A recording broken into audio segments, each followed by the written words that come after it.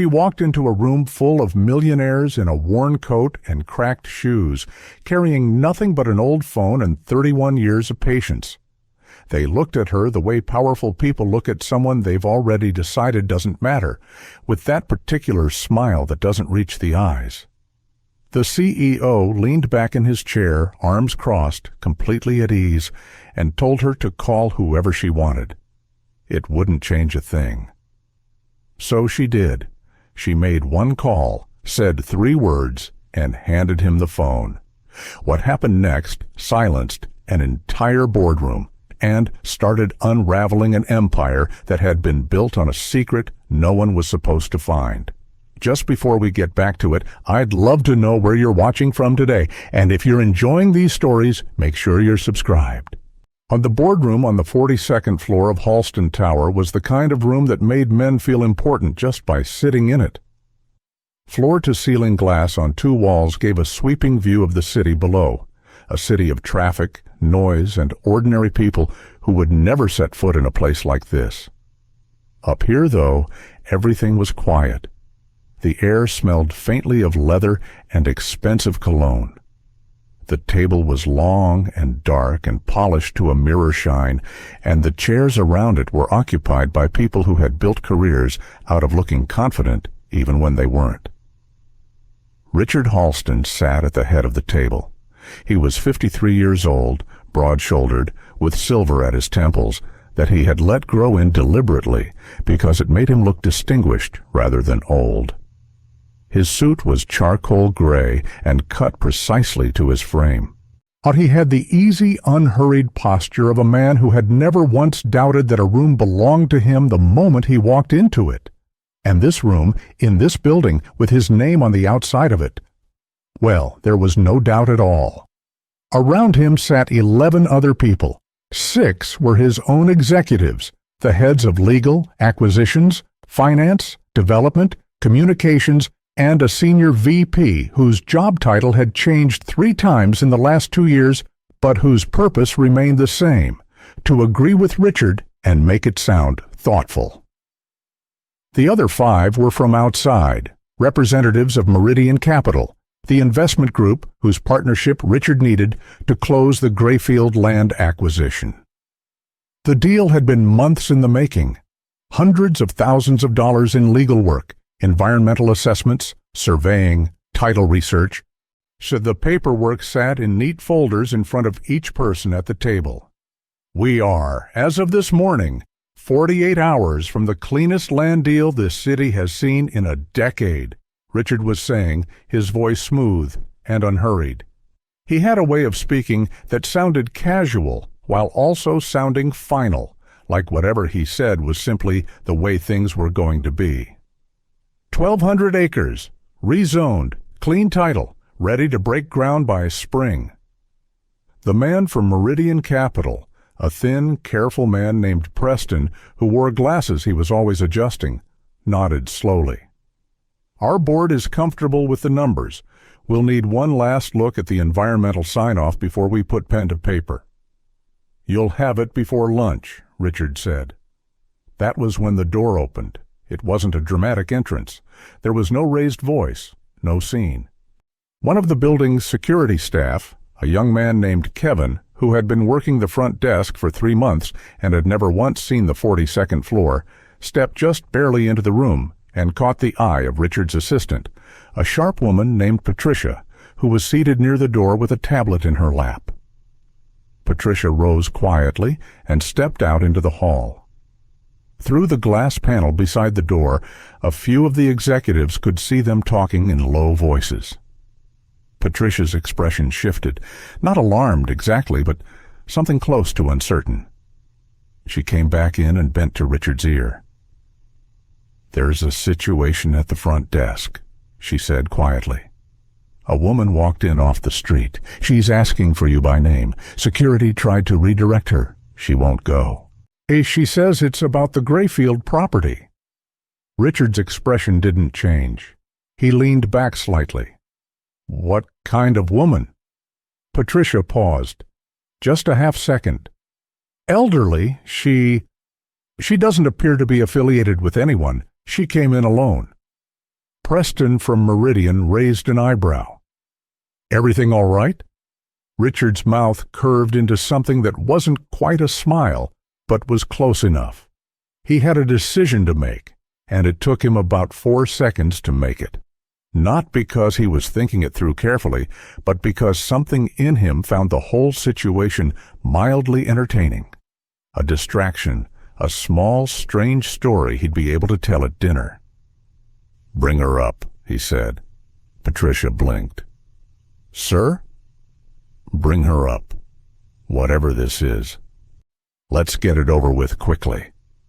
He looked around the table and spread his hands in a gesture that invited everyone to share his amusement. "It's probably nothing.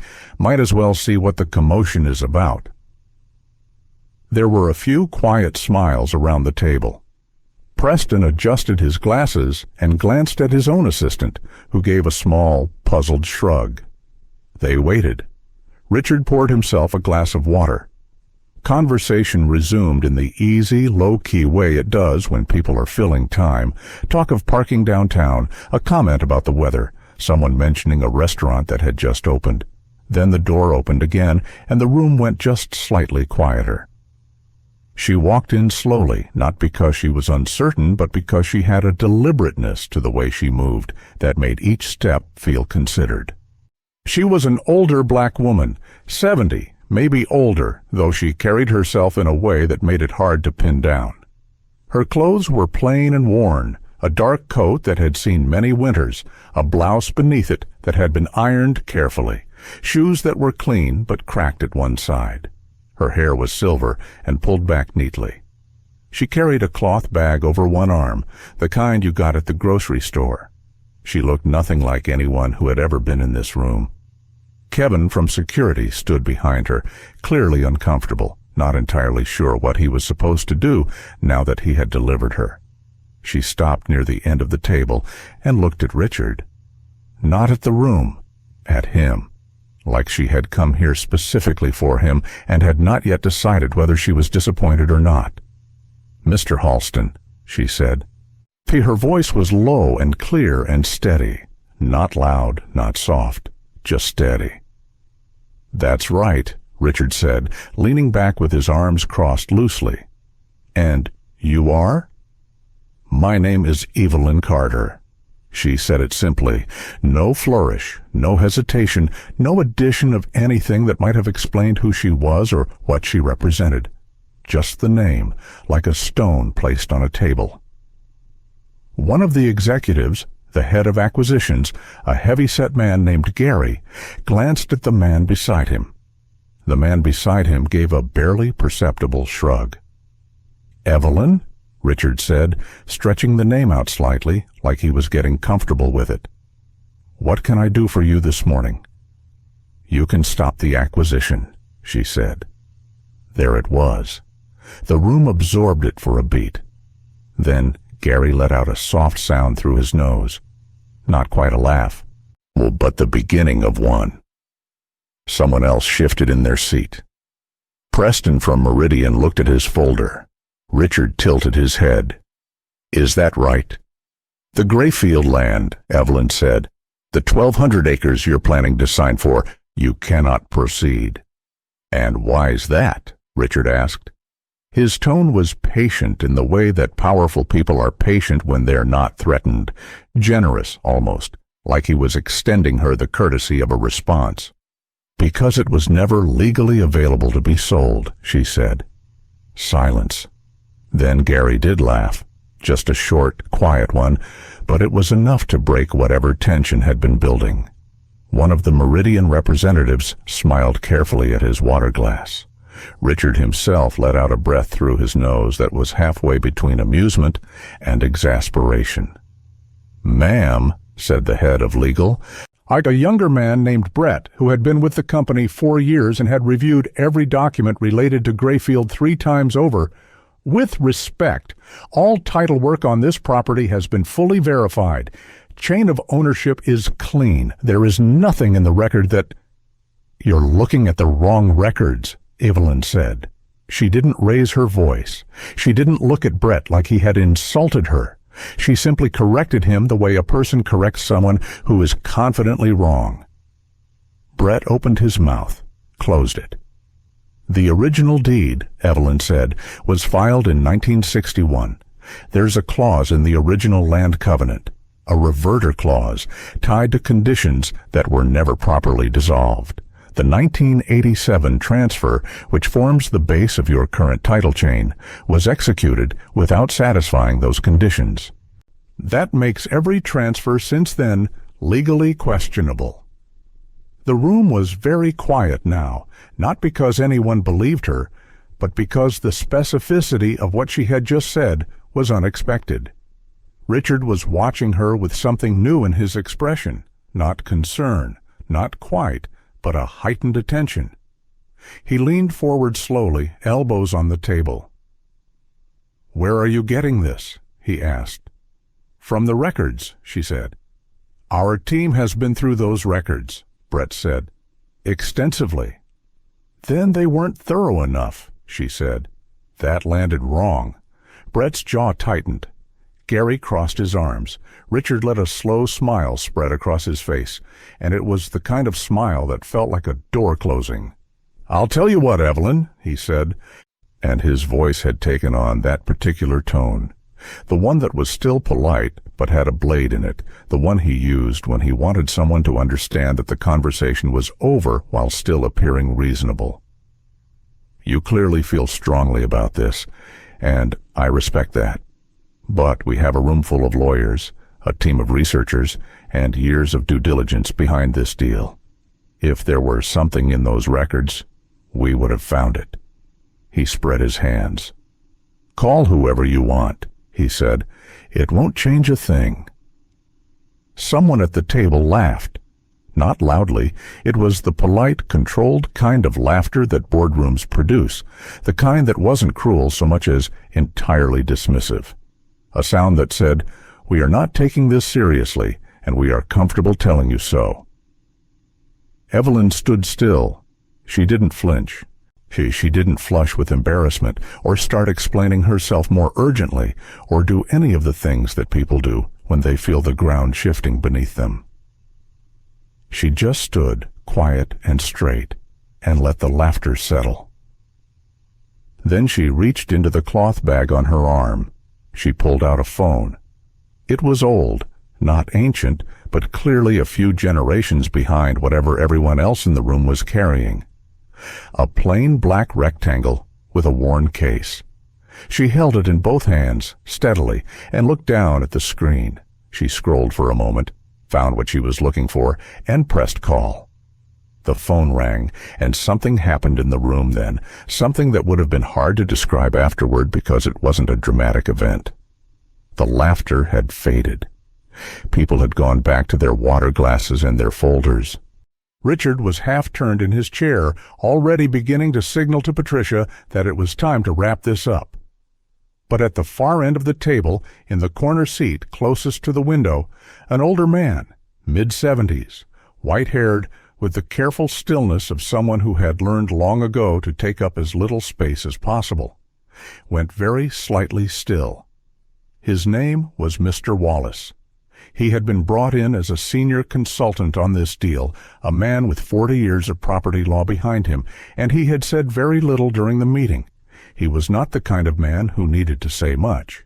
But now his eyes were on Evelyn Carter, and there was something in them, not recognition, not yet, but the early flicker of it, like a word on the tip of the tongue that wouldn't quite come.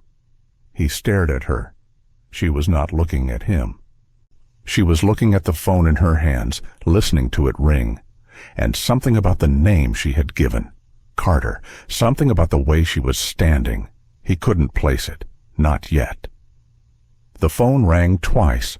The room, which had just begun to loosen back into its usual rhythms, Gary murmuring something to the man beside him, Preston refilling his water glass, Richard's fingers tapping once against the armrest of his chair, held a half-breath without meaning to. On the third ring, someone at the table made a quiet remark about the time. Someone else almost smiled at it. On the fourth ring, the call connected. Evelyn raised the phone to her ear. She didn't say hello. She said, "It's me." And that was all. Just 2 words. But something about the way she said them made the conversation in the room pause again. Not because of volume, but because of tone. The woman who had stood at the end of that table with the quiet dignity of someone who had weathered a great many rooms full of people who didn't want her there. That woman was still there. But her voice had changed by a shade, softer, not weakened, warmer. Like whoever was on the other end of that call was someone she did not need to perform anything for. She listened. Her posture didn't change, still upright, still composed, but something settled in her, a subtle shift, like a door that had been slightly ajar swinging all the way open and then holding. "They're about to sign it," she said quietly. A pause. Yes, that one. She listened again. Gary leaned toward the man beside him and said something behind his hand. The man almost laughed. Richard watched her with an expression that was still mostly amusement, but had a faint edge of something else beneath it. Not quite impatience and not quite curiosity, but something moving between the two. "This is a nice touch," Richard said, just loudly enough to be heard by the room without quite being directed at her. He was playing to the table, and the table appreciated it. Preston smiled carefully at his folder again. Brett had his pen out and was tapping it slowly against his palm. Evelyn didn't look at Richard. She was still listening. Then Richard leaned forward with his elbows on the table, and he raised his voice just enough to be heard by everyone, including her, and he said, "Who is it? The mayor? The president?" The laughter was fuller this time, more comfortable. The room had decided that this was theater. Mildly interesting theater, something to recount later, the strange morning the old woman wandered in off the street and made a phone call. And having decided that, they relaxed into it. Evelyn lowered the phone from her ear. She looked at it in her hands for one moment. Then she looked up, and her eyes found Richard, and she extended the phone toward him across the table. "Take it," she said. Richard glanced at the phone, then at her, then at the room, which was watching him with a kind of entertained expectancy. He smiled. He rose from his chair, not quickly, but with the unhurried ease of a man who was in on a joke, and walked to where she stood at the end of the table. He took the phone from her with one hand, picked the same way you'd take something from a child who had handed you a drawing they were proud of. He raised it to his ear. "Hello?" His tone was light, indulgent. This was still theater. And then the voice on the other end spoke. No one in the room could hear it. There was no speaker, no echo. Just the phone against Richard's ear and the voice coming through it. And whatever that voice said, it took only a few seconds. Maybe 8, maybe 10.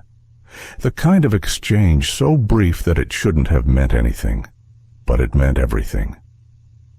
The smile left Richard Halston's face.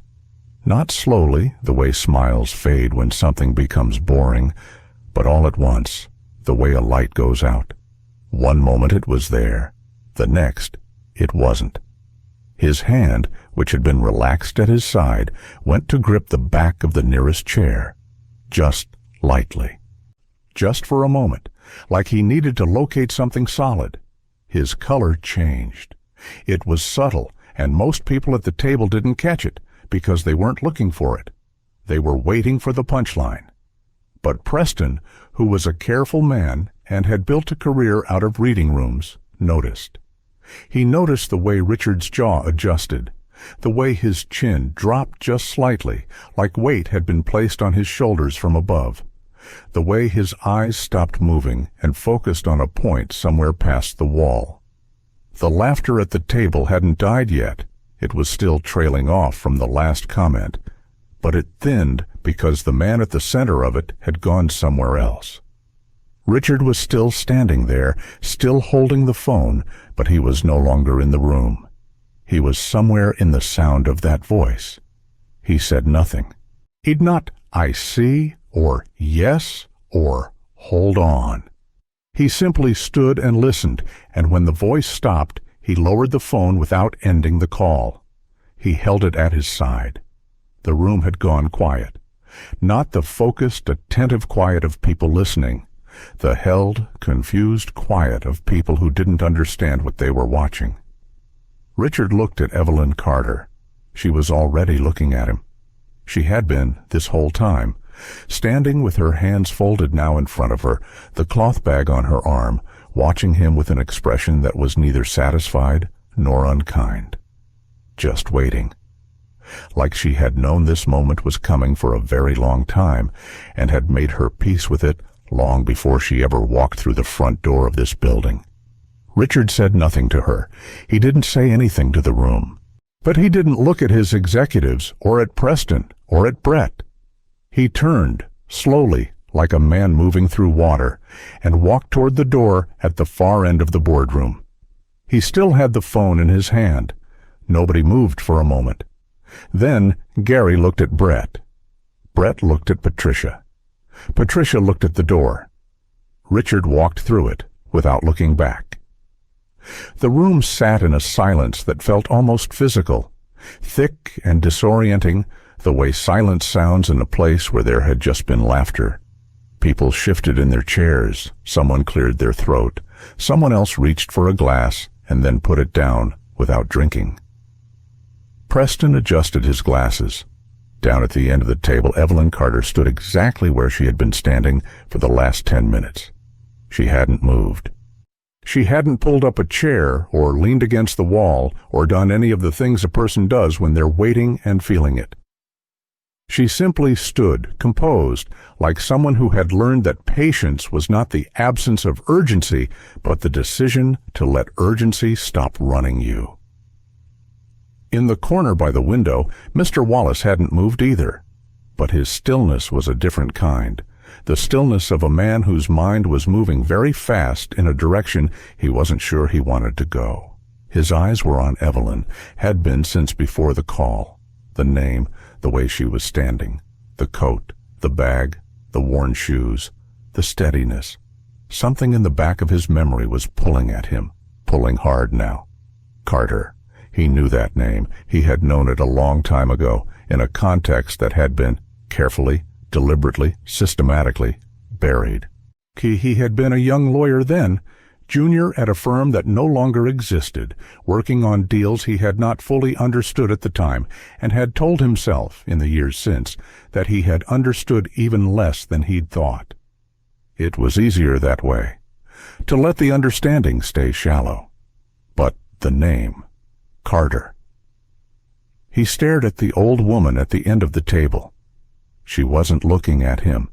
She was looking at the door through which Richard Halston had just walked, holding a phone that belonged to her, with a voice in his ear that had done something to him in 8 or 10 seconds that 40 years of business and negotiation had never done. The room began to stir. Murmurs started up. Gary put his palms flat on the table like he was about to say something authoritative, but hadn't yet decided what it was. Two of the Meridian representatives were exchanging a look that meant their firm's lawyers were going to have a very busy afternoon. Brett, who had been quiet since Evelyn had corrected him on the records, was looking at her differently now. Not with respect, not yet, but with the careful, recalibrating look of someone who has been confident in their position and has just seen that confidence develop a crack. "All right," Gary said finally, filling the silence with his voice, the way people sometimes do, just to have something in their hands. "I'm sure Richard just stepped out to handle something. Let's give it a few minutes." Nobody responded to this. It wasn't the kind of thing that needed a response. It was just something to say. Evelyn turned her head slightly and looked at Mr. Wallace. He didn't look away fast enough. Their eyes met. For a second, just a second, something passed between them. Not words, not explanation, just recognition, moving in one direction, from her eyes to his, and the quiet, certain understanding on her part that he was almost there, almost to the place in his memory where it was going to become impossible to unsee. He looked down at the table. His hands, which had been resting flat in front of him, turned slightly so that his fingers curled inward, like he was trying to hold something or trying to keep something in. Evelyn looked away. Outside the glass walls of the boardroom, through the hallway with its framed architectural renderings and its soft corporate lighting, Richard Halston stood near the window at the end of the corridor. He was alone. His jacket was still perfectly pressed, his posture still broadly upright, but one hand was pressed flat against the glass of the window, and he was looking out at the city 42 floors below. He was still holding the phone. He said something. Quietly. Too quietly to hear through the glass. His lips moved. Then he was listening again, and his head bowed just slightly, and his shoulders, which had held all morning the relaxed confidence of a man who had never once been surprised by a negotiation, curved inward just a fraction. Just enough to see. Inside the boardroom, Daniel Archer had not said a single word in the last 15 minutes. Daniel was 29 years old, a junior legal analyst who had been brought onto the Grayfield acquisition 6 weeks ago to assist with document review. He was good at his job, methodical, detail-oriented. You're the kind of person who read footnotes. But he was junior enough that no one in this room had looked at him directly since the meeting began. He was there to be useful and invisible, and he had been both, right up until Evelyn Carter had walked through the door. He had been watching her since she came in, watching the room's reaction to her, watching the shift in Richard's face when he held that phone to his ear. Now, while the room murmured and Gary made noises about waiting and Preston quietly texted someone beneath the table, Daniel had his tablet angled away from the others and his fingers moving carefully across the screen. He was pulling records. Not the standard title chain. He had read through those 3 times during his weeks on the acquisition. He was going further back. Older filings. To pre-digital records that had been scanned and archived in a county database that most people didn't know existed and fewer knew how to search. He typed, Grayfield parcel. He tried variations of the address. He tried the coordinates. He filtered by decade. Then he tried Carter and found something. He stared at the screen. His expression didn't change. Not visibly, not in a room where someone might notice, but his breathing changed slightly. His fingers went still. The document on the screen was old. The scan was imperfect, warped at the edges, slightly overexposed in the center, but the text was legible. A deed, a transfer. Dated 1961, exactly as Evelyn had said, and the name at the top of it, the name in the line marked original owner of record, was Carter Holdings, Incorporated. He scrolled down, and his eyes moved across the lines of old legal language that had been written carefully and deliberately to say something that most people would only understand if they were reading it with the right question in mind. And there, buried in the 3rd page of a document that had been filed 63 years ago and apparently never opened again, was a clause. He read it twice. Then he read it a 3rd time. He set the tablet down, face up, on the table in front of him. The document still glowing on the screen. He looked up at Evelyn Carter, who was standing calmly at the end of the room. She was not looking at him. But something told him, some instinct sharpened by weeks of reading documents where the truth was always 3 pages deeper than where people stopped looking, that she already knew he had found it. And she had known he would. The boardroom had a particular kind of silence now, the kind that follows something no one can explain and no one wants to be the first to address. The laughter was long gone. In its place was the uncomfortable stillness of 11 people sitting around a table that had, in the span of 15 minutes, stopped feeling like a place where they were in control. Gary cleared his throat. He had done this 3 times in the last 5 minutes, each time as a prelude to saying something that never quite materialized. He was a man built for momentum, for deal flow and forward motion, and the absence of both had left him visibly restless. He straightened the folder in front of him. He looked at the door. He looked at Patricia, who was still seated near the wall with her tablet in her lap and her expression carefully neutral. "Someone should check on Richard," he said finally. "He's on a call," Patricia said, which wasn't exactly what she knew, but was close enough to what she suspected, and it had the effect of settling the room for another minute or so. Preston, from Meridian, had put away his pen. He was sitting very still, which was different from his earlier stillness. This one had a watchfulness to it, the posture of a man running calculations he hadn't expected to be running today. His associate had typed something into a phone and was waiting for a response. Evelyn Carter had not moved. She was still standing near the end of the table, her cloth bag over her arm, her hands folded in front of her. Yet the room moved around her the way water moves around a stone, accommodating her presence without acknowledging it. No one had offered her a chair. No one had asked her to leave either, though two of the executives had exchanged a glance that said the thought had crossed their minds. Brett, the head of legal, had his laptop open in front of him now. He was typing steadily, pulling something up, cross-referencing something else. His posture said that he was working. His expression said that he was rattled and didn't want to be. At the far end of the table, in his corner seat by the window, Mr. Wallace had not looked away from Evelyn Carter for more than a few seconds at a stretch since Richard had left the room. He was 74 years old. He had been a property lawyer for 40 years before retiring to consulting. And in that time he had developed the practiced ability to keep his face from showing what his mind was doing.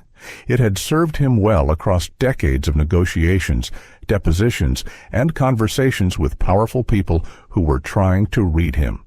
He deployed it now automatically as a reflex. But underneath it, his mind was doing something it hadn't done in a very long time. It was going backward. The name Carter. The woman's age, the way she had cited the 1961 deed without notes, without a document in front of her, without hesitation, like she had recited it so many times in private that it had become something she carried the way other people carry a birth date or a childhood address. And the phrase she had used, reverter clause, the original land covenant.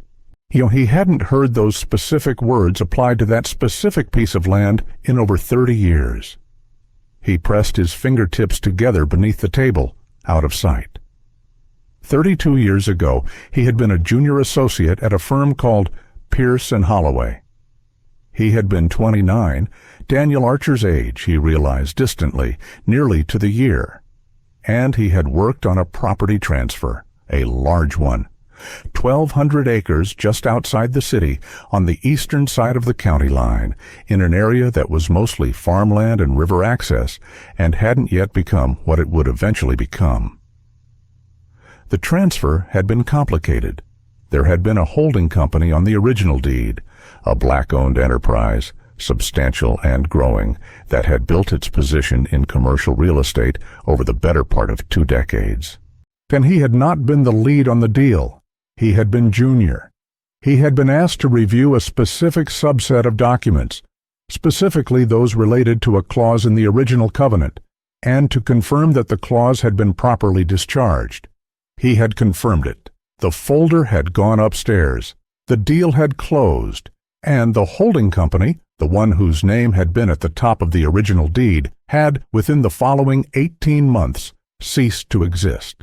He had noted this at the time, had told himself it was coincidence, or market forces, or simply the way of things, had moved on to the next assignment, and then the next firm, and then the next decade, Carter Holdings.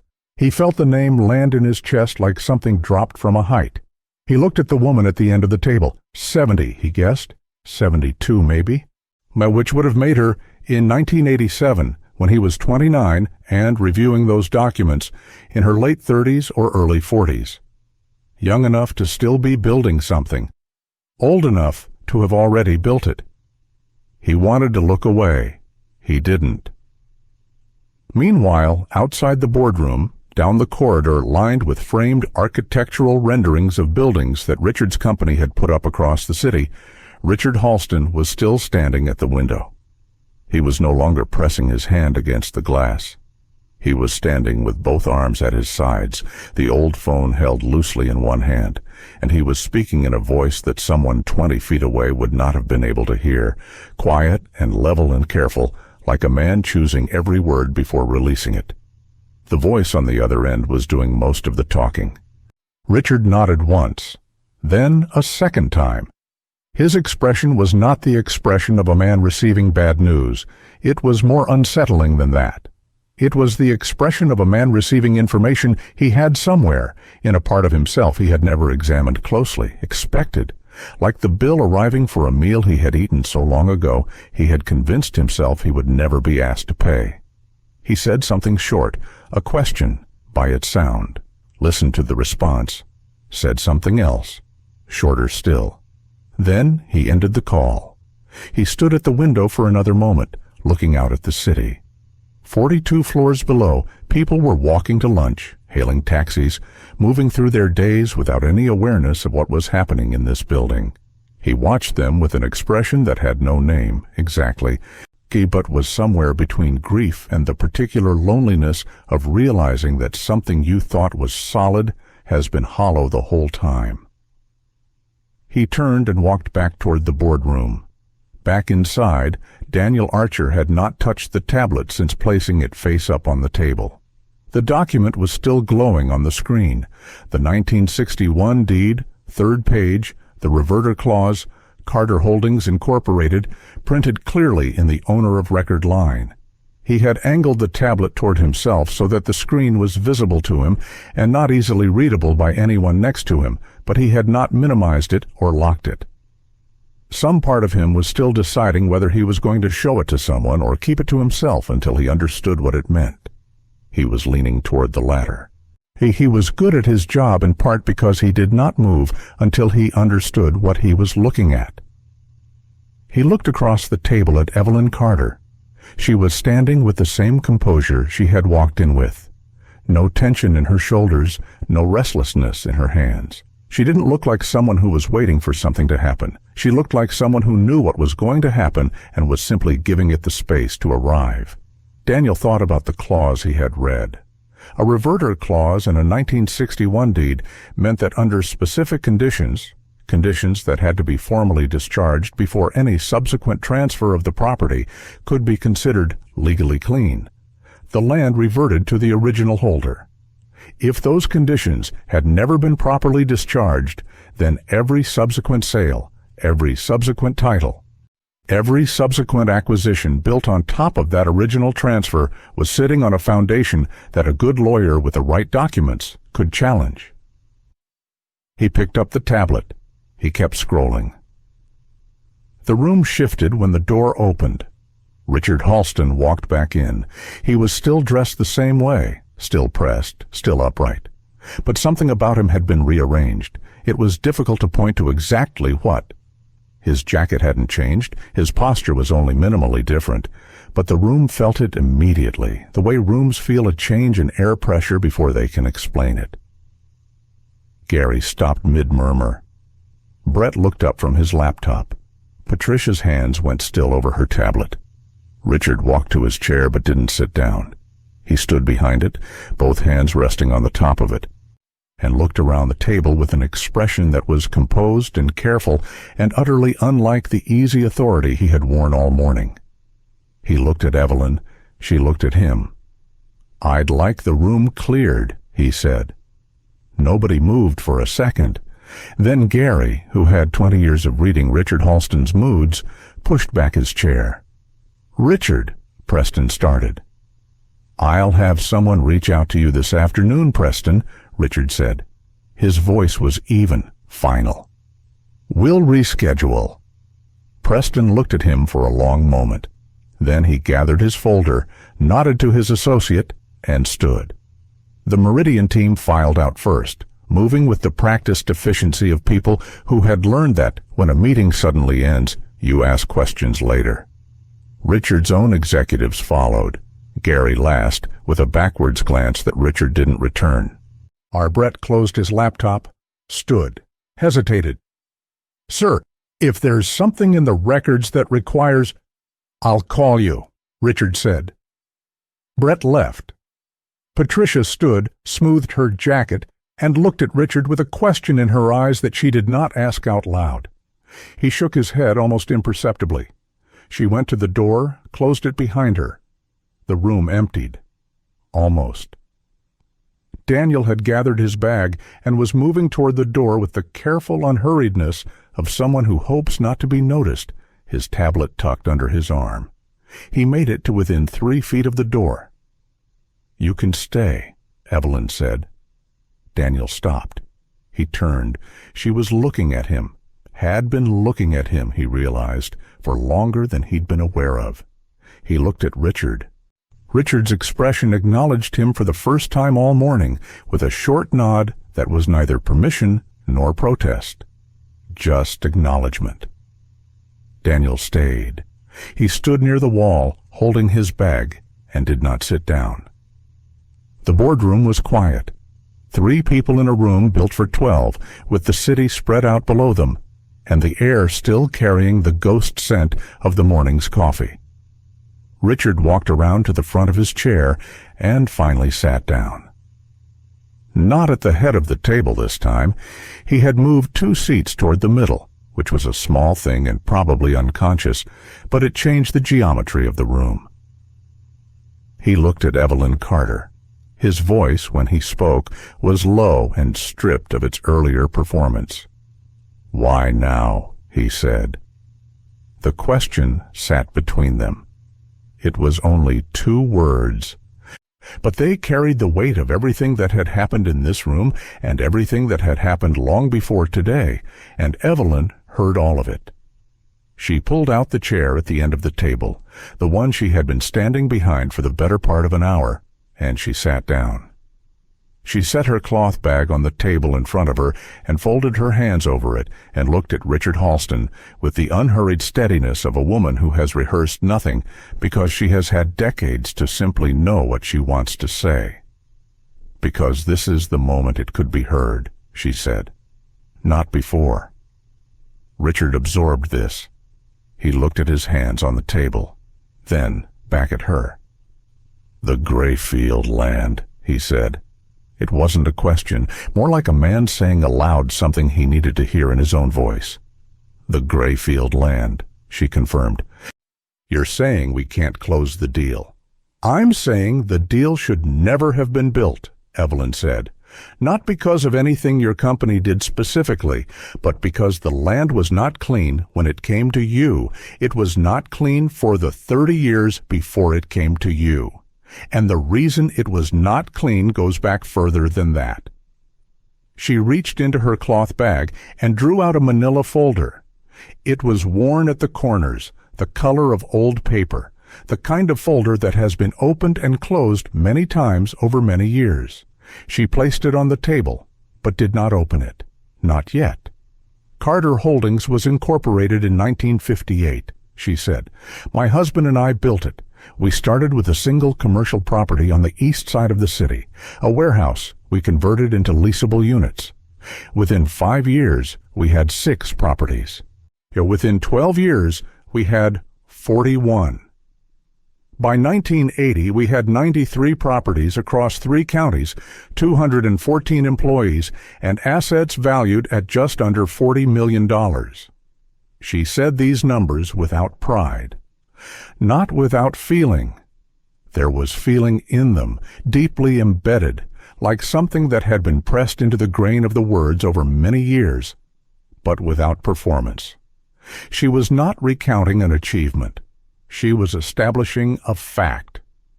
"The Grayfield land was our anchor," she said. "We acquired it in 1961, 1,200 acres. We planned to develop it in phases, commercial first, then mixed use, then residential. It was a 20-year vision, the kind of thing you build when you believe you're going to be around long enough to see it finished." She opened the folder.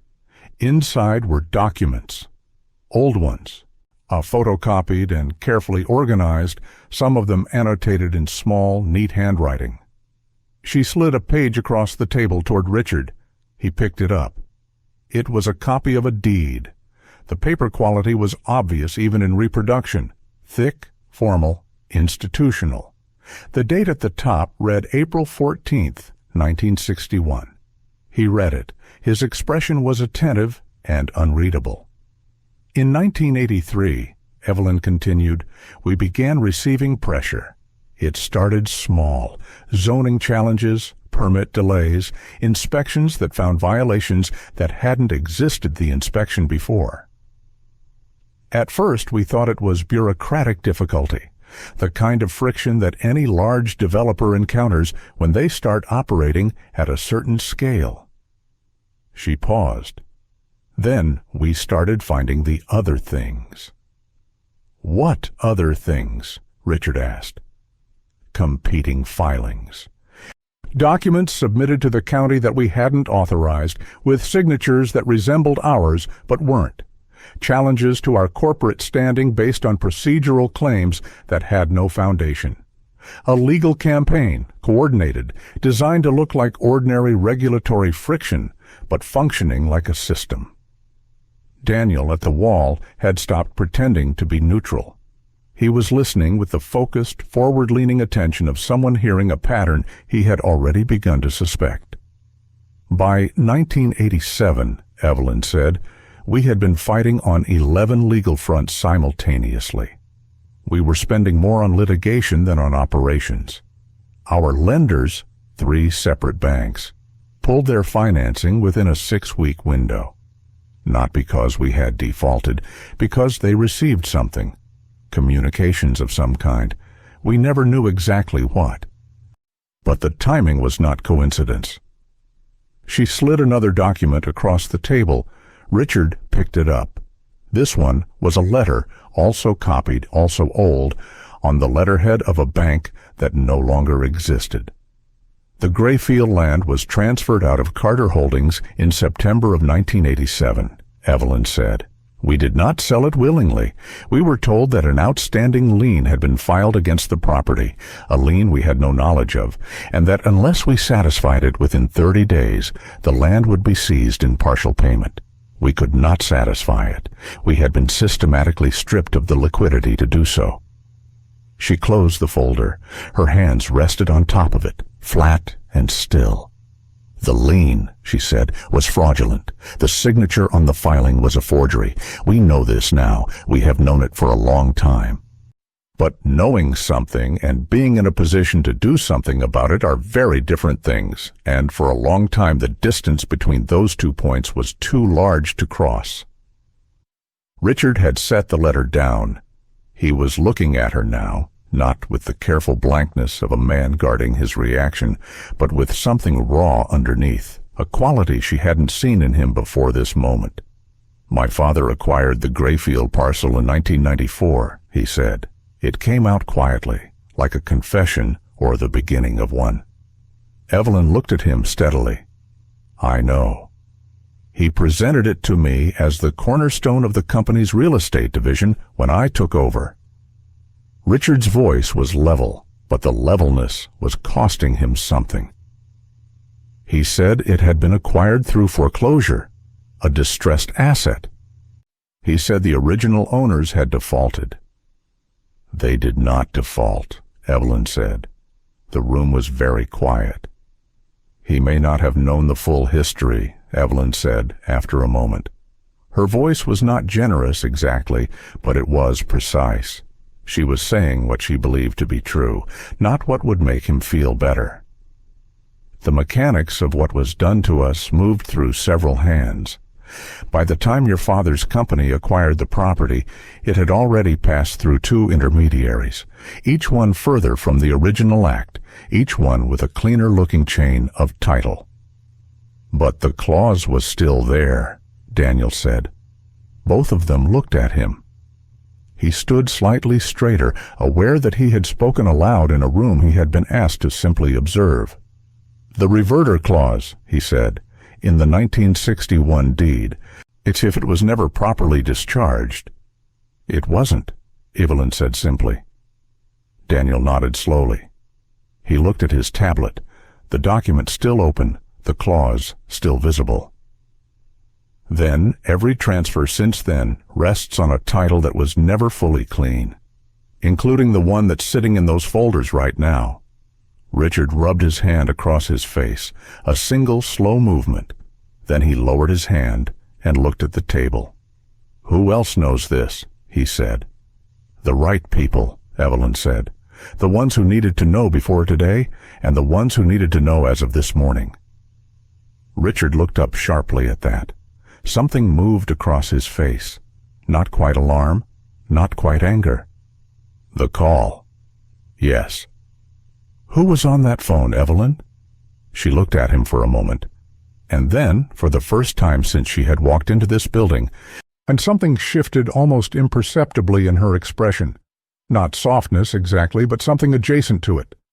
The look of a woman who carries something enormous and has carried it for so long that even speaking about it requires a kind of internal bracing. "The one person," she said quietly, "that you cannot ignore anymore." Before Richard could respond, the door to the boardroom opened.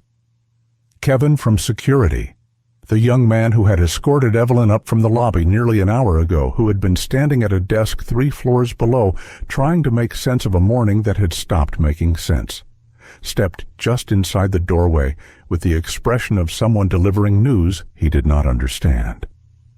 "Mr. Halston," he said, "I'm sorry to interrupt. There are people here, downstairs." He paused, visibly gathering himself. "Federal officials, sir. They're asking for you." The words landed in the room like a stone into still water, rings expanding outward. Richard sat very still for a moment. Then he stood. He straightened his jacket. A reflex, automatic, the gesture of a man who responds to threat by composing himself. He looked at Evelyn. She was already looking at him. Her expression held no triumph, no gloating satisfaction, no performance of any kind. Just the quiet, anchored certainty of a woman who had spent decades moving toward this moment, one careful step at a time, and had arrived exactly where she intended to. Daniel, at the wall, was looking between the two of them with the expression of a man who has just realized that what he thought was a footnote is actually the whole story. Richard moved toward the door. He stopped beside Kevin. Then he paused, and without turning all the way back, he spoke. "Don't go anywhere," he said. It wasn't clear exactly who he was addressing. Both of them, perhaps, or maybe just himself. A reminder spoken outward, a man anchoring himself to the present before the present changed entirely. He went out. Kevin followed, pulling the door shut behind him. The boardroom held its breath. Daniel looked at Evelyn. She was sitting with her hands still folded over the folder on the table, and she was looking at the door, and her expression in this moment, when no one powerful was watching her, when the room was just her and a young man at the wall who had thought to look deeper than the surface of the documents in front of him, was the expression of someone allowing themselves just briefly to feel the weight of what they had carried. A not broken, not relieved, not triumphant, just present, and tired in the way that people are tired when they have done something that required everything they had, and the doing of it is not yet finished, but the hardest part of the beginning is finally behind them. Daniel walked to the table. He set his tablet down in front of her, face up, the 1961 deed on the screen, the reverter clause visible. He didn't say anything. He just placed it there in front of her and stepped back. She looked at the screen. She looked at the clause, her clause, the one she had cited from memory because she had read it so many times over so many years that it had become a part of the architecture of how she thought. She looked at it on a screen, retrieved by a young man who had been given access to document systems that no one had thought to restrict because no one had expected anyone to go looking. She looked up at Daniel. "How long have you been doing this kind of work?" she asked. 6 years, he said. She nodded slowly. "Are you good at it?" "I find things," he said. She studied him for a moment, the same quality of attention she had given Richard, but warmer, recognizing something. "Yes," she said, "I imagine you do." Outside the boardroom, the sound of the elevator arriving on the 42nd floor was faint but audible, a soft mechanical exhalation. Then, voices in the corridor, low and measured and precise, with the particular cadence of people who had not come here to negotiate. The federal officials had arrived, and in the corner seat by the window, forgotten by the room and its larger drama, Mr. Wallace sat alone at the long, polished table with his hands folded and his eyes on the city below, and the name Carter Holdings pressed so firmly into the front of his memory now that he could no longer pretend it wasn't there. He had been silent for a very long time, but silence, he understood now, in a way he should have understood 30 years ago, was its own kind of answer to a question that had never stopped being asked. They came in quietly. That was the first thing anyone noticed. Not the badges, not the suits, not the number of them, but the quality of their silence. 3 federal agents moved through the 42nd floor corridor, the way a change in weather moves through a room before the storm arrives. No raised voices, no theatrical announcements, and no attempt to fill space with authority they did not need to perform. They had enough of the real thing. The lead agent was a woman named Special Agent Diane Holloway. She was in her mid-40s, lean and composed, with dark eyes that moved across a room the way a camera lens moves, taking everything in, settling on nothing longer than it needed to. She wore a charcoal blazer and carried a single leather case. The 2 agents behind her were younger, a man and a woman, both of whom moved with the practiced deference of people who understood that the most useful thing they could do in a room was be invisible until they were needed. Richard was waiting in the corridor when they stepped off the elevator. Kevin from security stood a few feet behind him, suddenly very aware of how little he understood about what was happening in this building today. Diane Holloway looked at Richard without introducing herself immediately. She gave the corridor a single measured glance, taking in the framed renderings, the soft lighting, the closed boardroom door at the far end, and then returned her gaze to him. "Mr. Halston," she said. It was not a greeting exactly, more like a confirmation. "Yes," Richard said. "I'm Special Agent Holloway, Federal Bureau of Investigation." She produced her credentials with the efficiency of someone who had done it 10,000 times. "We'd like a few minutes of your time. We can do it here or somewhere more private. Your choice." "My conference room is occupied," Richard said, and then heard the strange truth of that sentence. "There's an office 2 doors down." "That works," Holloway said. They moved down the corridor. Kevin was dismissed with a look from one of the junior agents, not unkindly, just unmistakably. He went back to the elevator with the relieved posture of someone who has been told that what's happening is above his level and he can stop pretending otherwise. Inside the conference room, Richard sat across from Holloway while the 2 junior agents positioned themselves at angles that were clearly practiced, not blocking the door, not crowding the space, but present in a way that made the geometry of the room feel different than it had 5 minutes ago. Holloway set her leather case on the table, but did not open it. "Mr. Halston, I want to be straightforward with you," she said. "A federal case involving land fraud and financial manipulation, originally filed and suspended in 1989, has been formally reopened as of 72 hours ago. New evidence was submitted through proper legal channels. The evidence pertains directly to a property currently involved in an acquisition your company is attempting to close." Richard sat very still. "Grayfield." "Yes." Holloway's voice was even, not cold, just precise. "I'm not here to arrest you or to charge you with anything. I am here because your company is in possession of a disputed asset, and because the closing of the transaction you have scheduled for today would create significant legal complications that would be difficult to unwind after the fact. The acquisition won't close today, Richard said. Holloway looked at him. You've made that decision already. I made it about 45 minutes ago, he said. Something in her expression shifted, not dramatically, but enough. A very small recalibration. I see.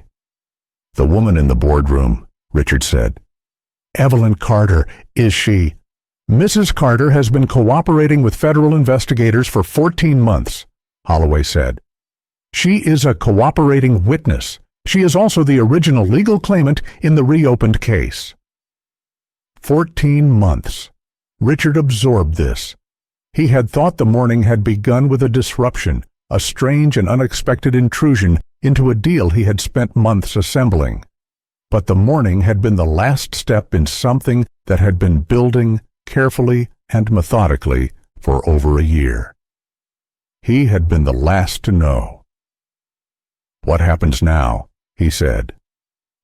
We'll need full access to your internal records related to the Grayfield property, Holloway said. Title documents, acquisition files, any correspondence related to the original purchase. We'll also need to speak with members of your legal team. She paused. We may also need to speak with some of your board. She said it without emphasis, but both of them understood the weight of it. Back in the boardroom, Daniel was still at the table with Evelyn when the muffled sounds of the corridor settled into a new, different kind of quiet, the quiet of a building that knows something has changed and is adjusting to it. Evelyn had not reopened her folder. She sat with her hand still resting on top of it, and she was looking at the window, at the city spread out below the glass, flat and gray and enormous. Daniel had sat down, finally, 2 chairs away from her. He had his tablet on the table in front of him, face down now. He was thinking about the reverter clause, about the signatures that hadn't matched, about the 1987 transfer and the lien and the 6-week window in which 3 separate banks had pulled their financing from Carter Holdings simultaneously. 6 weeks. Not one after the other in the ordinary way that financial decisions accumulate. 6 weeks, all 3, like something coordinated. He was very good at documents. He was very good at patterns. And the pattern he was seeing was the kind that made his chest feel tight in a way he didn't entirely understand, because it was one thing to know abstractly that systems could be weaponized against people, and another thing to sit 2 chairs away from a woman who had spent 35 years carrying the evidence of exactly how it had been done to her. Can I ask you something? He said. Evelyn looked at him. The 14 months, he said. Before today. How did you know the timing was right for the federal case to be reopened now, specifically? She was quiet for a moment, not evasive, thinking. Because the land was moving, she said finally. It had sat dormant for a long time. When it went on the market again, when your company began the acquisition process, it created a legal moment, a window. Once a disputed asset changes hands, the complications multiply. But in the period between listing and closing, there's an opening. She looked at him steadily. I had to be ready when the window came, and I had to make sure the right people were ready with me. The federal case, Daniel said, you assembled the evidence yourself. Most of it, she said. I had help near the end from people who knew how to navigate the legal process in ways I don't. But the foundation of it, the original documents, the forged signatures, the bank communications, the internal memos from the firm that handled the 1987 transfer, I found those myself, over time. How much time? She looked at the window again. I started in 1991, she said, 4 years after we lost the land. I was 53 years old, and I had just finished settling the last of the debts from Carter Holdings' dissolution. Everything was gone, the properties, the employees, the accounts. My husband died the following year. A pause, just a small one. I had time. Daniel said nothing. Sometimes nothing was the right response. I went back to the beginning, she said. To every document I could find. I requested records from the county, from the state archive, from federal repositories that most people don't know they have the right to petition. I was told no more times than I can remember. I was told the files didn't exist, that they'd been destroyed, that I didn't have standing. I kept going. She unfolded her hands and placed them flat on the table. I am 71 years old. I have been working on this for 31 years, and I am sitting in this room today. She said it without drama. Just as a fact, the most straightforward description of a line drawn between 2 points across decades of patience and work and refusal to stop. Daniel looked at her hands on the table, and then he picked up his tablet, turned it over, and opened a new file. I found the reverter clause this morning, he said. I can find more. If you'll tell me where to look. Evelyn looked at him for a long moment. Her expression was the same careful steadiness it had been all morning, but something in it had changed very slightly, the way light changes in a room when a cloud passes from in front of the sun. Not dramatic, but present. You'll want the 1986 county filings, she said, specifically the lien registry for the Eastern District and the incorporation records for a company called Larimer Bridge Holdings. It only existed for 11 months between January and November of 1987. Daniel was already typing. In the corridor outside the conference room where Richard sat with the federal agents, the executives who had been dismissed from the boardroom an hour earlier were still on the floor, clustered near the elevator bank, speaking in low voices, checking phones with the anxious frequency of people waiting for information they know is going to arrive and don't know how bad it will be. Gary was leaning against the wall with his arms crossed, his mouth tight. He had been on the phone twice in the last 20 minutes, both times brief, both times leaving him looking slightly worse than before. Brett had his laptop open on a small table near the reception area and was typing steadily, pulling files, reading things with the focused urgency of a man who has realized he may have missed something important and is trying to find it before someone else points it out to him. Among them, one figure was separate. Mr. Wallace had not joined the cluster.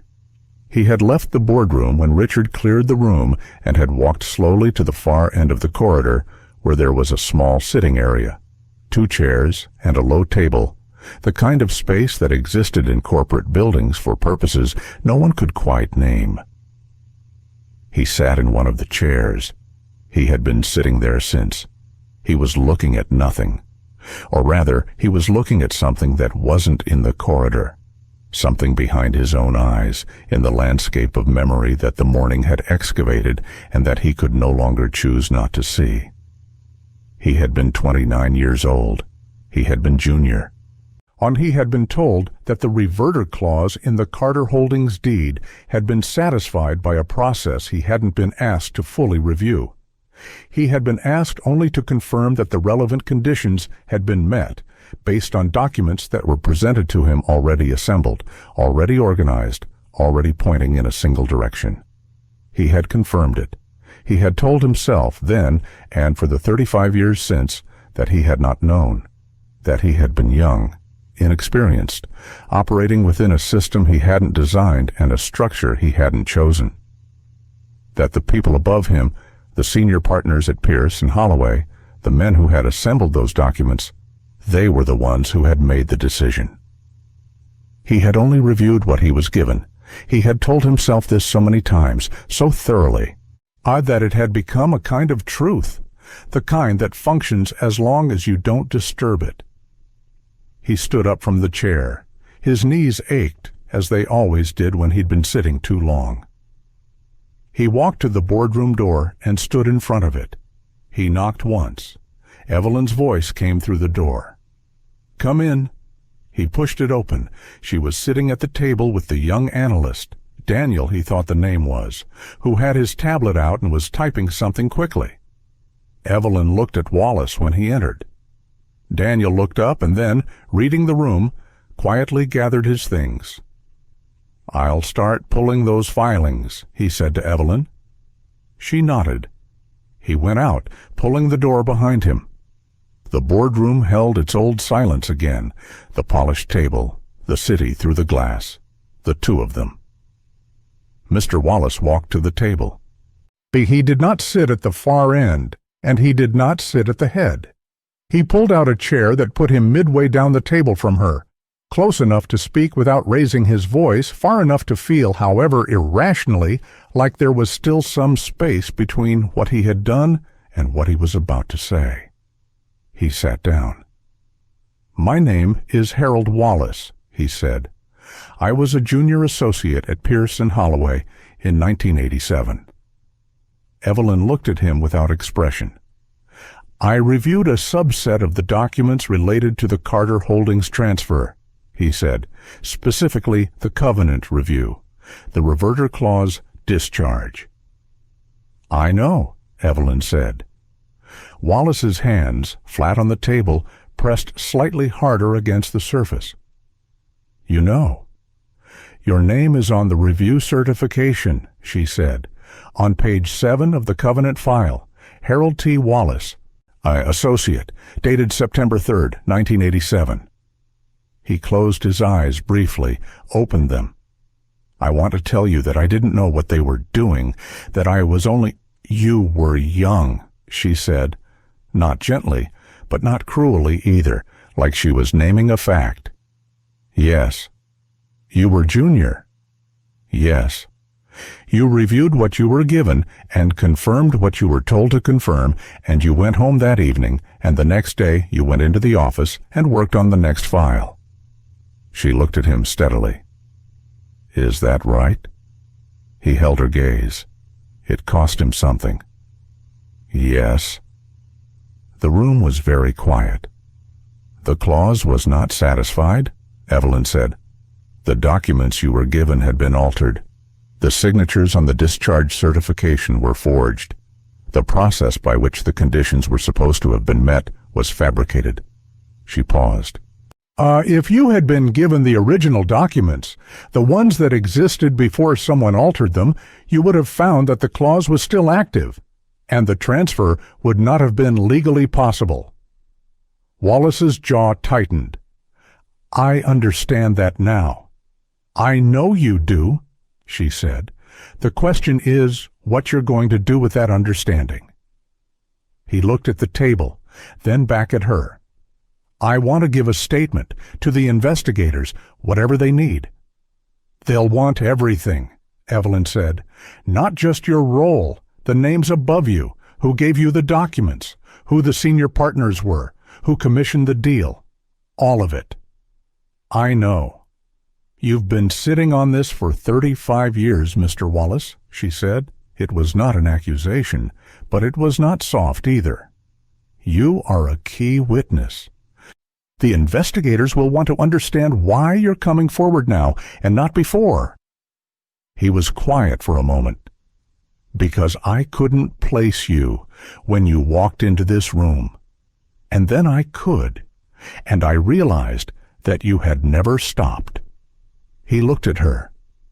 35 years, and you never stopped. And I realized I had been measuring my silence against the difficulty of speaking up, when I should have been measuring it against what my silence cost someone else." Evelyn looked at him for a long time. "There is an agent named Holloway," she said finally. "Down the corridor. When she's finished with Mr. Halston, you should ask to speak with her." Wallace nodded. He rose from his chair. He was halfway to the door when she spoke again. "Mr. Wallace." He turned. "It took courage," she said, "coming in here. It would have been easier to sit in that chair down the corridor and stay quiet." She paused. "I'm not telling you it's enough, but I'm telling you it's something." He held her gaze for one more moment. Then he went out. Daniel had found the Larimer Bridge Holdings records in 11 minutes. It was not because he was extraordinary at what he did, though he was, but because Evelyn had known exactly where to tell him to look, which meant that the 11 minutes was mostly the time it took to navigate the county's archive interface and pull the scans. The records themselves told their story without ambiguity once you had the right question. Larimer Bridge Holdings had been incorporated on January 14, 1987. Its stated purpose was commercial property management. Its registered agent was a man named Philip Crane, who had also been a senior partner at Pierce & Holloway. The company had a single significant transaction on record: the acquisition of the forfeited lien on the Carter Holdings Grayfield parcel, which it had purchased from a third-party debt collector on February 3rd, 3 weeks after Larimer Bridge was incorporated. The lien itself had been filed in December of 1986, filed by a company called Eastmere Development, which, when Daniel pulled its registration, had been incorporated in November of 1986. 1 month before the lien was filed, Eastmere's registered agent, also Philip Crane. Daniel sat back in the small office he had borrowed, a spare room down the corridor from the boardroom, someone's unoccupied workspace, neat and anonymous. He looked at the screen. Then he opened a new search and typed the name Philip Crane alongside the names of the current board members of Halston Development Group. He found 2 connections immediately. The first was indirect, a shared investment vehicle, a real estate fund from the mid-90s, that listed Philip Crane as a founding partner alongside a man named Thomas Birch, who currently sat on Halston's board as an independent director. The second was less indirect. A man named Gerard Foss, currently serving as Halston's chief operating officer and a board member for 9 years, had been an associate at Pierce & Holloway in the late 80s. His start date at the firm was 1985. He had left in 1990. He had been there during the Carter Holdings transfer.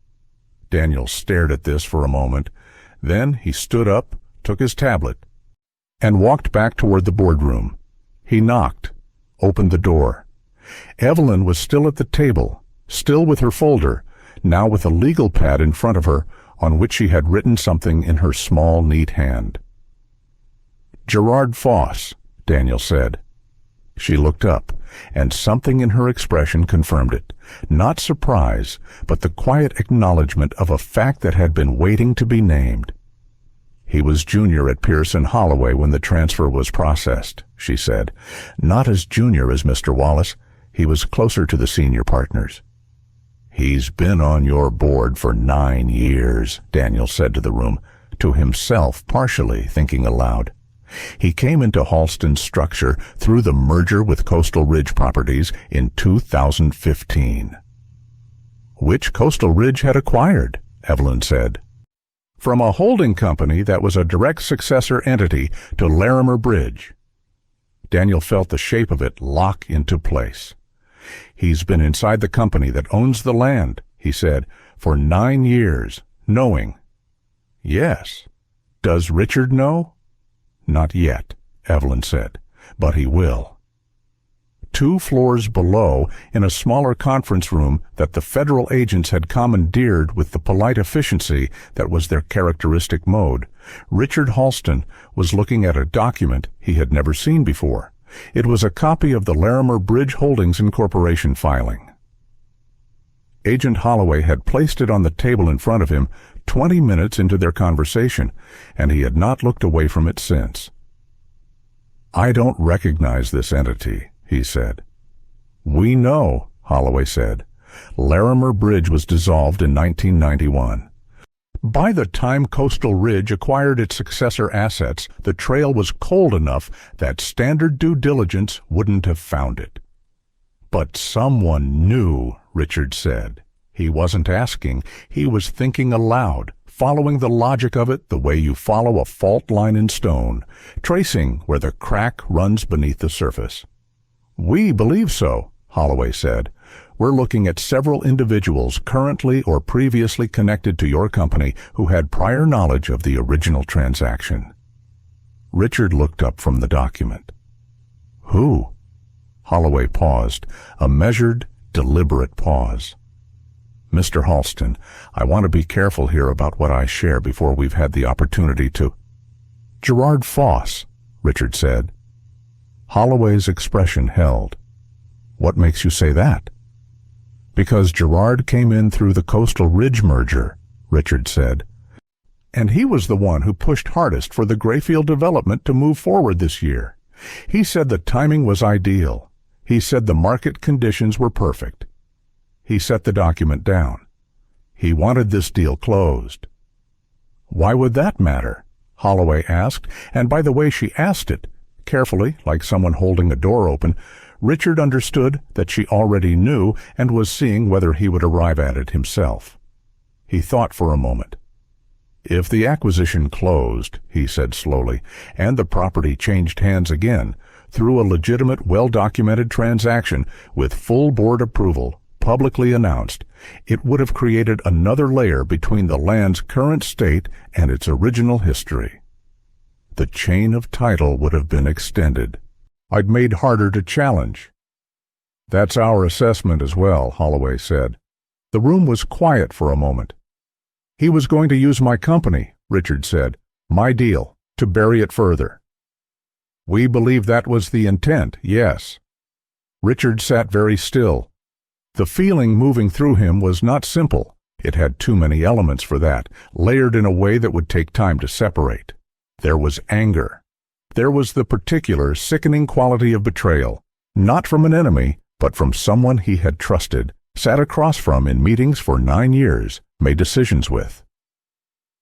There was the larger, older guilt that Evelyn had placed in him upstairs, the weight of an empire built on a foundation he hadn't chosen and hadn't examined, all of it at once. "I want to cooperate fully," he said, "whatever you need, documents, testimony. See, access to our systems, all of it." "We'd like to begin with your board records," Holloway said, "and we'll need to speak with Mr. Foss." "He's in the building," Richard said. He reached for his phone. "I'll have him brought up."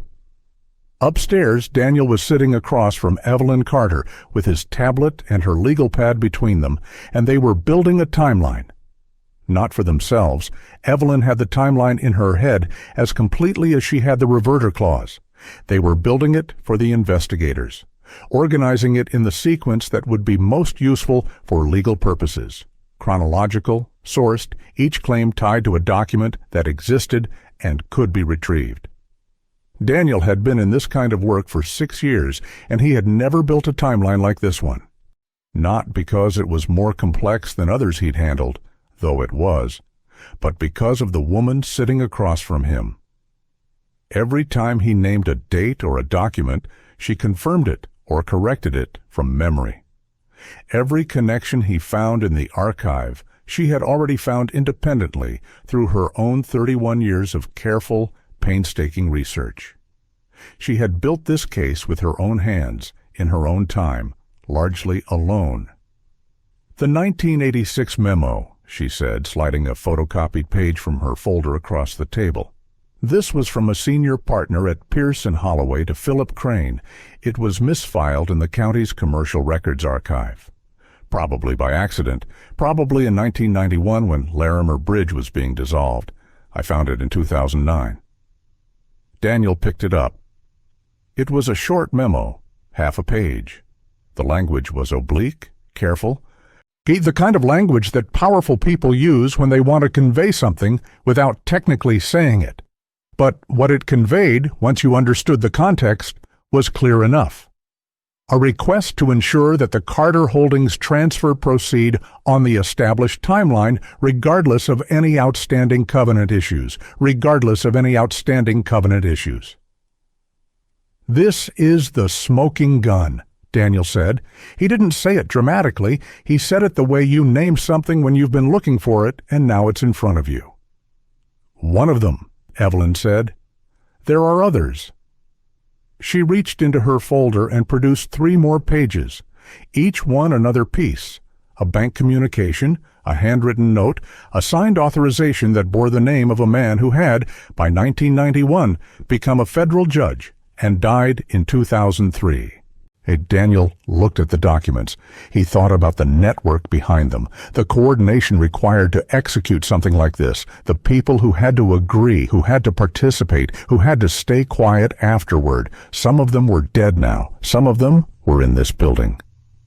"You've been carrying these for years," he said. "The originals are in a safe deposit box," Evelyn said. "Have been since 1994. These are copies." She paused. "I made the originals available to Agent Holloway 14 months ago when the federal case was reopened." "And you kept copies?" "I always kept copies," she said, "of everything." He looked at her. "You planned for the possibility that even the federal case might not be enough." "I planned for every possibility," she said simply. "When you spend 30 years building something, you don't leave contingencies unaddressed." Daniel nodded slowly. He set down the memo and looked at the window. The afternoon was beginning to move into early evening. The light through the glass had shifted, the city below settling into its later rhythms. The day had lasted longer than any other day he could remember. "There's something I want to ask you," he said. "And you don't have to answer it." Evelyn looked at him. "The call this morning," he said. "The person on the other end of the phone, Richard, asked you, and you said he was the one person who couldn't be ignored anymore. And then the federal agents arrived, and I've been—" He paused. "I've been trying to understand how the case got reopened. Who had the standing and the authority to make that happen on a dormant 1989 case?" He looked at her directly. "The person on the phone," he said. "Is it your son?" Evelyn Carter looked at Daniel Archer for a long moment. And then, for the first time in this entire building, on this entire day that had begun with a boardroom full of laughter and ended with federal agents moving through the corridors of a 42-floor tower, Evelyn Carter smiled. It was a small smile, brief. But it was the realest thing that had happened in this room all day, and it carried in it something enormous. Pride and love, and the particular deep satisfaction of a mother who has watched her child become something that the world told them they could never be. "His name is Marcus," she said. "He was 6 years old when we acquired the Grayfield land. He grew up watching what was done to us." She paused. "He decided early that he was going to spend his life making sure that what was done to us could not be done to other people." "What does he do?" Daniel asked. "He is the Deputy Assistant Attorney General of the United States," she said. The room was very quiet. "He has been positioned on this case for 14 months, she continued.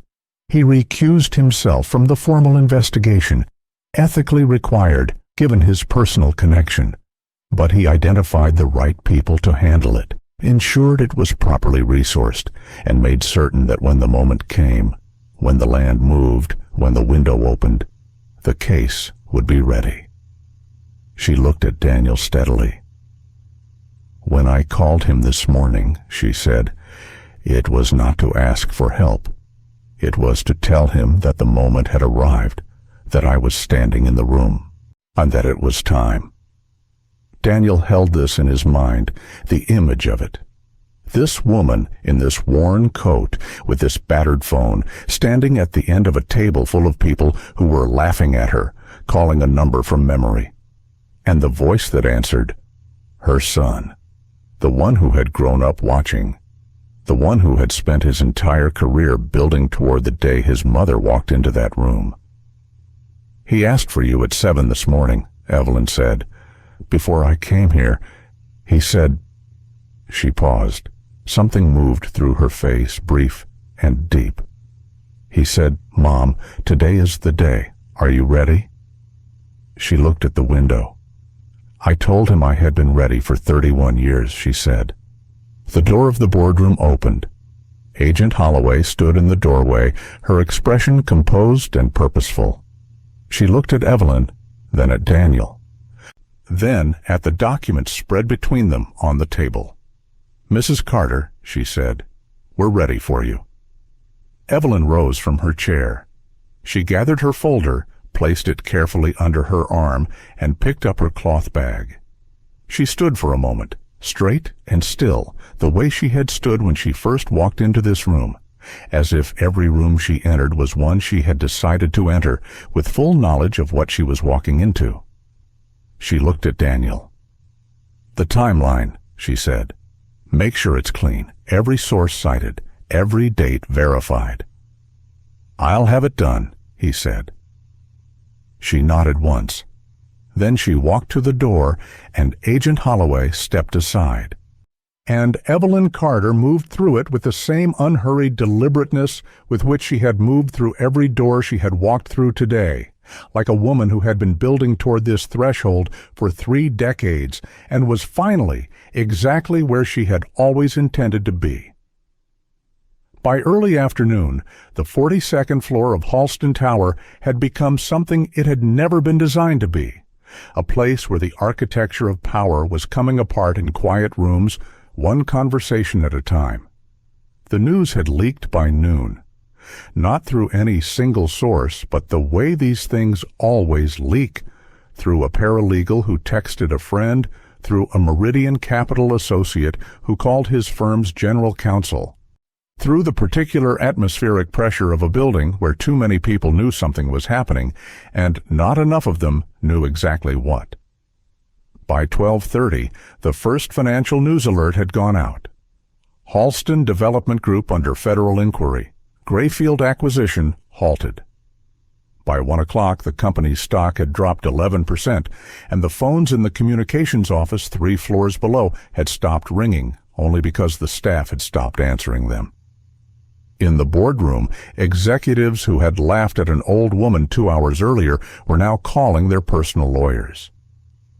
Gary sat at the table with both hands flat in front of him, staring at his phone screen with the expression of a man watching something he built slide into the water. Brett was in the corridor, speaking in a low, unfast voice to someone on the other end of his own phone, his hand pressed to his forehead. 2 of the junior executives had simply left, gathered their things, and gotten into the elevator without telling anyone, which told its own story about where their loyalties ended. Gerard Foss was escorted to the conference room on the 40th floor at 1:15 p.m. He was a compact man in his early 60s, gray-haired, with the polished composure of someone who had spent decades in rooms where composure was currency. He walked with Holloway's junior agent without appearing rushed, without apparent alarm, and he sat across from Holloway with his hands folded on the table in a posture that suggested he had done nothing wrong and was prepared to say so at length. He lasted 22 minutes.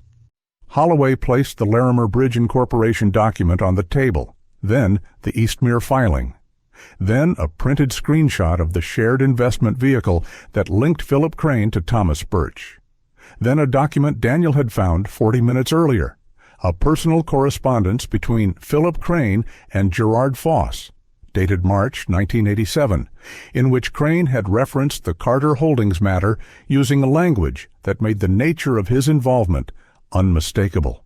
Daniel had found it in an archive of Pierce and Holloway's dissolved firm records digitized by the State Bar Association in 2019. It had been sitting there for 7 years, visible to anyone who knew what they were looking for. At the sight of that last document, the composure left Gerard Foss's face the way water leaves a cracked glass. Not all at once, but steadily. And then, all at once, he asked for his lawyer. Holloway nodded and slid a phone across the table. Richard Halston was in his office when Marcus Carter walked off the elevator. He didn't know who Marcus was, not by sight. What he saw, when he looked up through the glass wall of his office, was a man in his mid-40s, tall and broad-shouldered, moving through the corridor with the particular ease of someone who understood exactly what kind of room he was walking into and had no uncertainty about his right to be in it. He wore a charcoal suit and carried nothing in his hands. 2 people from his team followed at a measured distance behind him. Patricia was out of her chair before he reached the office door. "Sir, I'll need to ask who—" "My name is Marcus Carter," he said. His voice was calm and deep and unhurried. "I'm here to see Mrs. Evelyn Carter. I believe she's with your federal investigators." Patricia looked at him. Then she looked past him, at the two people behind him, at the credentials one of them had already produced and was holding at a professionally unobtrusive angle. "One moment," she said, and reached for her phone. Richard had come to his office door. He and Marcus Carter looked at each other across the corridor. Neither of them spoke for a moment. Richard was looking at a man who was the age Marcus would have been if he had grown up in a thriving company, with a father who was still alive, with a name that hadn't been systematically erased from the public record. Marcus was looking at a man who had run a company built on a foundation he hadn't known was stolen, and who, to his partial credit, he had stopped the bleeding the moment someone showed him where the wound was. "Mr. Carter," Richard said. "Mr. Halston," Marcus said. The words were simple. Everything beneath them was not. "She's 2 doors down," Richard said. "I'll take you." The moment Marcus walked into the room where Evelyn sat with Agent Holloway was not dramatic in the way that climaxes in stories are supposed to be dramatic. There was no music, no speech, no moment staged for an audience. He walked in. She looked up. And something passed between them that had no name in the language of business or law or justice. Something that belonged only to the two of them, to the specific history of a woman who had rebuilt her purpose from the rubble of everything that was taken from her, and the son who had grown up watching her do it and had decided, somewhere in his childhood, that he would spend his life building toward the day she didn't have to carry it alone anymore. He crossed the room and put his arms around her. She held on to him for a moment, just a moment, with her eyes closed. Then she straightened. Her hand smoothed the front of her coat. She was Evelyn Carter again, in full, and the room adjusted itself around her accordingly. "You're late," she said. He smiled. "Traffic." Holloway, who had stepped back to give them the space, caught the eye of her junior agent, and they both looked elsewhere for a polite moment. Marcus turned to Holloway and extended his hand. "I want to be clear that I have no formal role in this investigation," he said. "I recused from all direct involvement 14 months ago. I'm here as her son." "Understood," Holloway said. "And on the record." "On the record?" he confirmed. He pulled a chair and sat beside his mother. And for the rest of that afternoon, as the investigation moved through its careful, procedural rhythms, as Gerard Foss's lawyer arrived and the interview resumed, as Wallace gave his full statement in a room down the hall, as Daniel delivered his completed timeline document to Holloway's team and was told, quietly, that his cooperation had been noted, Marcus Carter sat next to Evelyn and did not leave her side.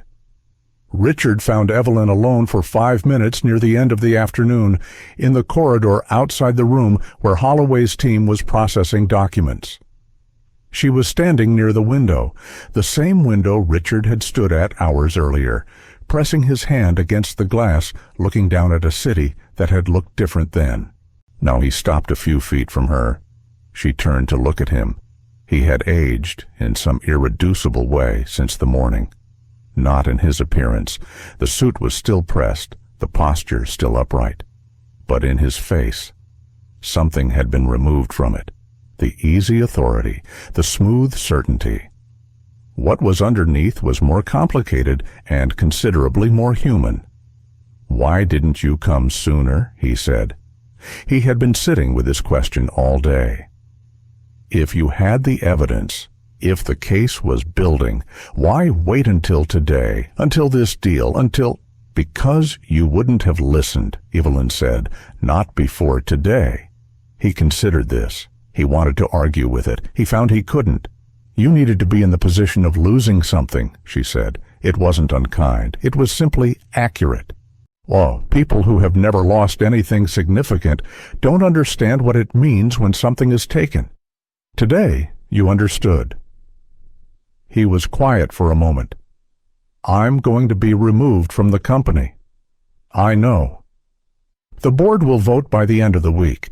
Even if the criminal inquiry doesn't extend to me personally, and my lawyers believe it won't, given the circumstances, the association is too much. Shareholders, partners. He paused. It's done. Evelyn said nothing. I want to say something to you, Richard said. He straightened slightly, like a man gathering himself for something difficult. Not as a statement for the investigators, not as legal positioning, just directly. She waited. I am not responsible for what was done to you in 1987, he said, but I benefited from it. Every year I ran this company, every deal I closed, every award I accepted for building something. It was built on what was taken from you. I didn't know that, but I know it now, and I'm sorry. He said it plainly. No performance in it, no strategy. Just a man standing in a corridor saying the truest thing he had said all day. Evelyn looked at him for a long time. That's a start, she said. Not forgiveness, not absolution, but acknowledgement that something real had been offered and she had seen it. That the distance between where he had stood this morning and where he was standing now was not nothing, even if it was not yet enough. She turned back to the window. He stood there a moment longer. Then he walked back down the corridor, and the afternoon closed around him, and that was the last conversation they had in that building. 7 months later, the courtroom was full. And not loudly full, not the kind of crowd that comes to watch something explosive. The kind that comes because something true is about to be said in a place where truth is supposed to matter, and people want to be present for that. Journalists in the gallery, lawyers at every table. A judge who had reviewed the case file for 3 weeks before the proceedings began and had asked, in her preliminary notes, how something this thoroughly documented had remained dormant for 35 years. The answer to that question was part of what the proceedings established. Over 19 days of testimony and evidence, the full shape of what had been done to Carter Holdings was laid out in a federal courtroom with the unhurried precision of people who had done the work and were no longer afraid of the size of it, or the forged signatures on the lien filing, the fabricated discharge of the reverter clause, the coordinated withdrawal of financing, the shell companies, the memos, the correspondence that connected Philip Crane, now 81 years old and represented by 3 different lawyers, to a deliberate campaign to dismantle a black-owned enterprise that had grown too large, too successful, and too visible for the comfort of the people around it. Wallace testified for 2 days. He sat in the witness chair with his hands in his lap and spoke in a voice that was steady and careful and full of the particular weight of a man who has been carrying something for a very long time and is finally setting it down. He named names. He described documents. He answered every question without deflection. At one point, the opposing counsel asked him why he had said nothing for 35 years, and he said simply that he had told himself the story that allowed him to live with it, and that the story had finally stopped holding. Gerard Foss pleaded guilty on the 14th day. His cooperation agreement required full disclosure of every individual he knew to have been involved in the original scheme. 4 additional names entered the record. 2 were dead. 2 were not. The judgment came on a Thursday morning in late October. The court found in Evelyn Carter's favor on all primary claims. Ownership rights to the Grayfield parcel were formally restored to the estate of Carter Holdings, with Evelyn recognized as its sole surviving principal.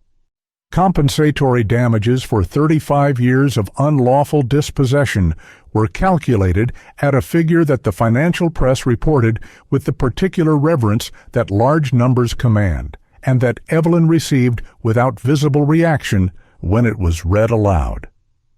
She was sitting in the front row of the gallery. Marcus was beside her. Daniel Archer was 2 rows back. in a suit he had bought specifically for the occasion, with his tablet in his bag and his hands folded in his lap. He had been called as a witness on the fourth day of proceedings. His testimony about the reverter clause and the document chain he had reconstructed was part of the evidentiary foundation that made the judgment possible. When the judge's final words settled into the room and the gallery shifted into the murmuring, moving energy of something concluded, Evelyn did not stand immediately. She sat for a moment in the quiet of what had just been said and let it be real. Then she stood. 3 weeks after the judgment, Evelyn stood on the Grayfield land. It was a November morning, cold and gray, with the particular clarity that comes after rain. 1,200 acres of land stretched around her, the same land she had walked with her husband in 1961, when they had signed the deed and stood in the middle of it and talked about what they were going to build. The farmland was still there, the river access, the long, flat sections where the first commercial development had been planned. 63 years later, it looked almost the same. She was not dressed the way she had been dressed in the boardroom. She wore a good coat, dark blue, new, properly fitted, and boots that were made for uneven ground. She looked like what she was, a woman who owned 1,200 acres and had come to stand on them. There were 2 other people with her. Marcus, who stood a few feet to her left with his hands in his coat pockets, looking out at the land with an expression she recognized, the expression he had worn as a child when he was watching something carefully, deciding what he thought about it. And Daniel, who stood a little further back, respectfully, because he understood that this moment belonged primarily to her and was not going to insert himself into it. He had a notepad in his pocket because old habits. "You could rebuild it," Marcus said. He was not pushing. He was opening a door the way he always had, letting her walk through it or not as she chose. Carter Holdings. The name alone? No, she said. Not that. He looked at her. I spent 31 years trying to get back what was taken, she said. That's not the same as building something new. She looked out at the land. The foundation doesn't need to be the same as the one that was destroyed. It just needs to be solid. She had been thinking about this for a long time, through the proceedings, through the judgment, through the 3 weeks since. What she wanted to build was not a monument to what had been lost. It was something forward-facing, a foundation, literally an organizational foundation that would fund and support Black-owned enterprises in commercial real estate. That would provide the legal resources, the financial backing, and the institutional knowledge that Carter Holdings had lacked when the pressure came. But that would make it harder, going forward, for what happened to her to happen to someone else. She had already spoken to 2 lawyers about the structure. She had a name in mind. Daniel, she said. He stepped forward. I'm going to need someone who knows how to find things, she said, and who doesn't stop looking when the looking gets difficult. He was quiet for a moment. Then, I'm not sure I'm the right person to... I'm not asking if you think you're the right person, she said. I'm telling you that I do. He looked at her, at the land, at Marcus, who gave him the slight calm nod of a man who has learned that when his mother makes a decision, the sensible response is to find a way to be useful. All right, Daniel said. She turned back to the land. The wind moved across the long grass in slow, visible waves, and somewhere beyond the far tree line, the river was audible, low and constant and indifferent to everything that had happened in its vicinity across the last 60 years. She stood on the land that had been taken from her and returned to her, and that she was now going to use for something neither she nor her husband had imagined when they first signed their names to a deed in 1961. She stood on it and breathed the cold morning air, and felt, for the first time in longer than she could precisely measure, the uncomplicated solidity of ground beneath her feet. She thought about the boardroom, the laughter, the way Richard Halston had leaned back in his chair and spread his hands and said it with such complete confidence, "Call whoever you want, it won't change a thing." She thought about the phone in her hands, the number she had dialed from memory, the voice that had answered. Mom, today is the day. She closed her eyes for a moment. When she opened them, the land was still there, still hers, and what she was going to do with it was still ahead of her, waiting to be built. "They laughed when I made the call," she said quietly. The wind moved through the grass. They stopped laughing when someone finally answered. "If everything you built was standing on something stolen, would you want to know? If this story moved you, hit like and subscribe. We tell the stories they tried to bury.